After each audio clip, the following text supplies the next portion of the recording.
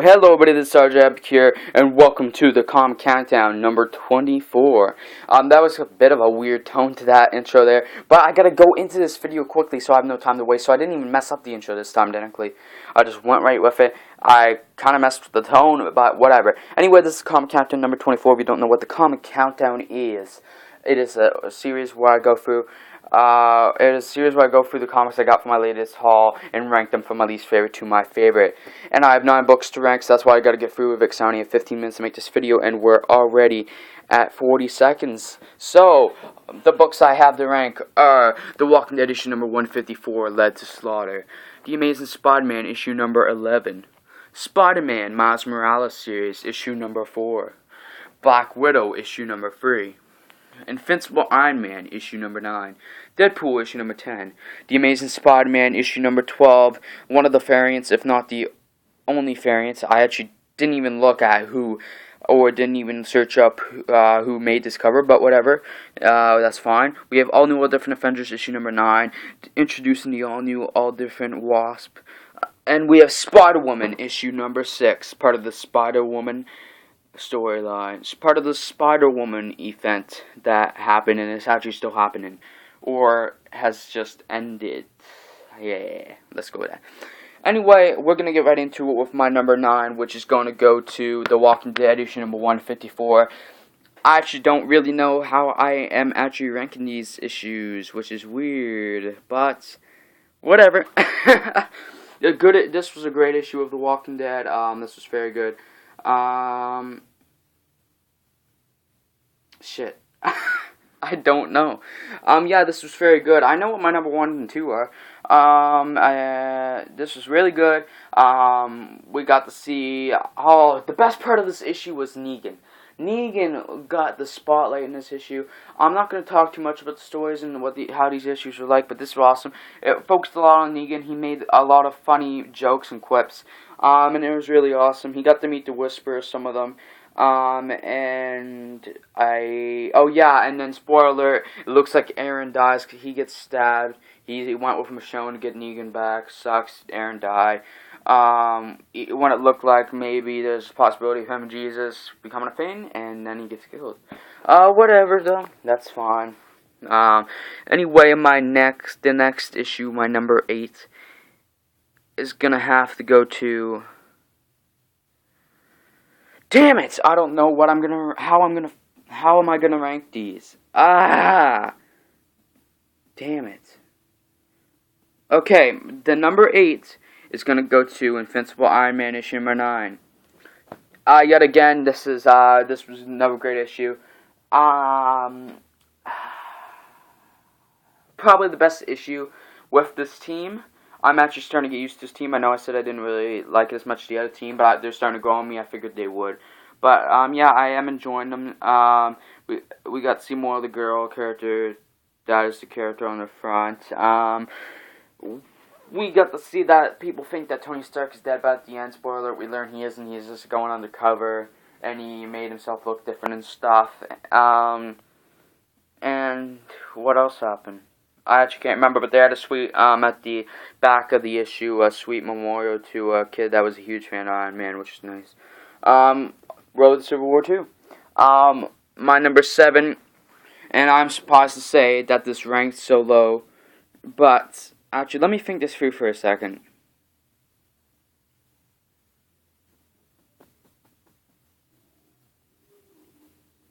No, I'm gonna stick with it. My number 7 is Deadpool issue number 10. So far, this isn't really spreading out through the haul too much, but sorry about whatever with the order I read them. But I don't know if I want to say this issue wasn't as good as the last issue, but it just wasn't as good as the other issues in this haul. This might, by the way, before I go any further in this might have been my favorite haul I've ever had. So this is really hard for me to rank these books, because I loved every single book in this haul. They were so fucking good. Like, legit, every issue, like, there was almost no problems with any of the issues. Like, the only issue that I had with any of the issues, which is kind of repetitive as fuck, is that Aaron died in the Walking Dead issue. So, I actually that maybe the greatest haul. I'm gonna probably call it my favorite haul. as of right now. At least as of 2016, or of 2016, best haul. We had more Deadpool and Sabretooth fighting. Sabretooth just trying not to fight Deadpool, blah blah blah, whatever. The Deadpool's friends trying to stop them from fighting. He's trying to get a hold of Sabretooth and Deadpool so he can stop it. And then at the end, it looks like Deadpool's going to use the Inhuman, the Attilan mist to kill Sabretooth. Spoiler alert. So yeah, that should be cool. Next issue should be good. Because next issue must be the last issue of the storyline. Because in issue 12, Deadpool 29.9 returns, which is awesome. Anyway, moving on to my number 6, we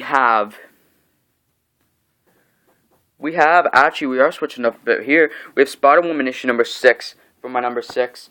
Awesome issue, Spider-Woman, yet again. Since she birthed that baby out, the series has been awesome with issue number 4. But yeah, this was a good issue. Part of the Spider-Woman event, like I said. We got to see Silk and Spider-Gwen a lot in this issue. And she basically finds, basically we're on the mission to find the Jessica Drew, which turns out to be the Jessie Drew of Earth 65, which is where Spider-Gwen is from, because they are stuck in that dimension, because they took the Jessie Drew took the thing, which their version of Earth 65 took the thing that helped them get to that dimension, which Jessica gets to the house of Jesse, and his wife tries to stop her, blah blah blah, then his wife helps her, gives her all the guns he has, blah blah blah, learns the truth. Kids come home. Blah, blah. It was really fun issue, really good. Jessica Drew is a great character. I'm loving Jessica Drew. And please continue on with the greatness that is Spider-Woman as of right now. Please. Please, Marvel. Please! She's probably one of my favorite female superheroes, so if you can continue on with the greatness that is Spider-Woman, please do that. Anyway, my number 5 is gonna go to the awesome cover that is... You think I'd be talking about the variants, but actually... I am talking about the Amazing Spider-Man issue number 11, which is also a great cover. Really, there was a lot of great covers in this haul. So it's so weird, like how this was great covers, great fucking stories. What is? Oh my god, this was such a good haul. Like I cannot get over this. But anyway, yes, this was the last issue of the Scorpio Rising story. This was the last issue of that. We got to see Spider-Man come up with a way to defeat Scorpio in the end. He basically throws him a year into the future, which is weird. He beat what? But read this issue to find out. If you're not reading Amazing Spider-Man for some reason, I read it. Even if you skip past the first 5 issues, because those were kind of crap. Just saying. But if you want to get the first 5 issues, go ahead. But if you haven't been reading it, or you dropped it because the first 5 issues kind of sucked, beside issue 3 was awesome. But if you dropped it during the first 5 issues, pick it back up. Since issue 6, this series has been amazing. Probably one of the best ones each time. Probably one of the best ones every time it comes out now. And now this story has ended, which leads to my number... This is not how I planned to rank them. I actually don't know what I was doing, because my number 5 was going to go to all new different Avengers, but I just gave it to Spider-Man, so I don't know what I just did, but actually now that I'm looking back, I'm gonna go with the flow right now. I'm not... All new, all different Avengers, I skip up like 2 spots right now, because my next one, and that leads right into it with the transition. My number 4 is the Amazing Spider-Man issue number 12, this awesome variant cover, which... Okay, now I'm not going to say what I was going to say. We'll get into that later. This was awesome. This is the first part of the Regent storyline. Actually, on some aspects, this issue was actually not as good as this issue. But at the same time, this was awesome. This probably had... I don't want to say better fill-in, because Regent seems to be an awesome fill-in. He was in the Renew Your Vows, but... which I only have the first issue of, by the way. But this kind of, probably because it was the last issue storyline, but also, this didn't really play on the Regent part of things. He only became Regent at the end, he wasn't around anybody. So this had more of the fill-in aspect of the story.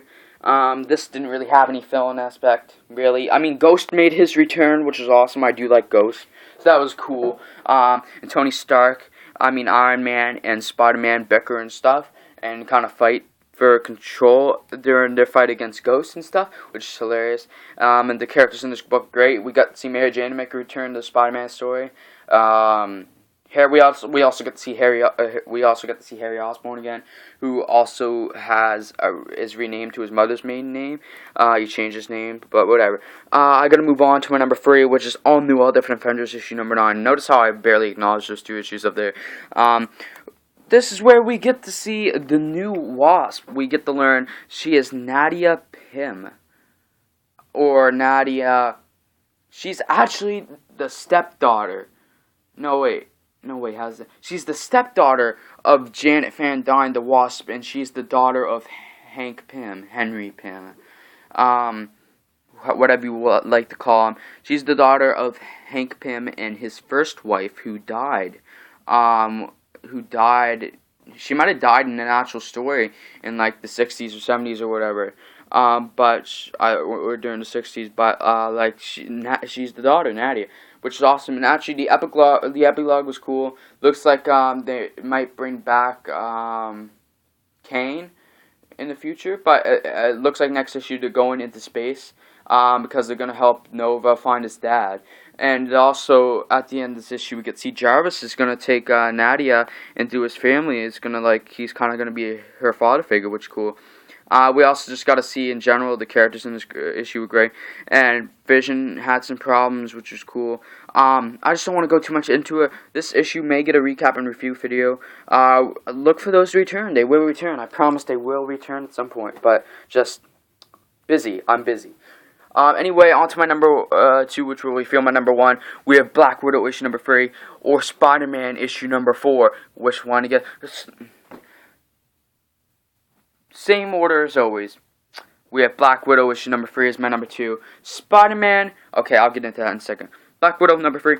Awesome. This was almost my number 1 this time, but it was that close to being my number 1. This was such an awesome issue. We went back to friggin' I don't know if it was the Red Room, but we went back to Natasha's origins. I'll just call it the Red Room. It's where she learned to be ballerina and she had all that training.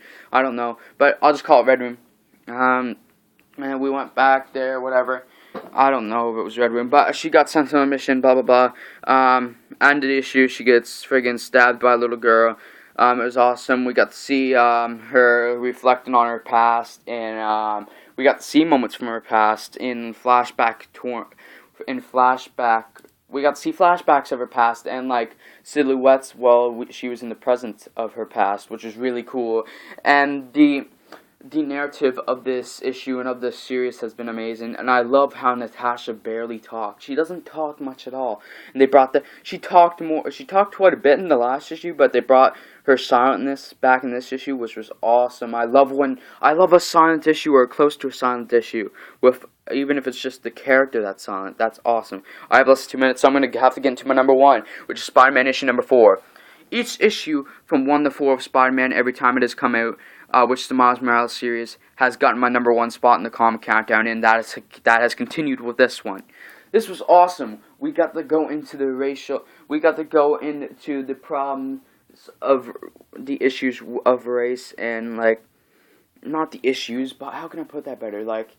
The societal issues of race, and we got to go into they were talking about Gank because he's fat and Asian, and then Miles Morales because he's black and Hispanic, and then Gank actually ends up friggin' refueling that to gold balls that Miles Morales is Spider-Man, and this was a really awesome issue. And at the end, Spider-Man gets taken out by it's not Tombstone.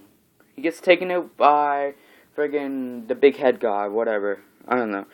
But before I leave, the cover of the week was the Amazing Spider-Man variant cover. But I gotta end this video. I got less than a minute, 30 seconds, a little over that. So anyway, guys, if you enjoyed this video, which I hope you did, please leave a like, subscribe, comment, and share if you want to. And I'll see you in the next video, which will probably be my comic haul, which will be comic haul number 55. So that's a great number to be at. That should be cool. And anyway, I'll see y'all later, and peace out.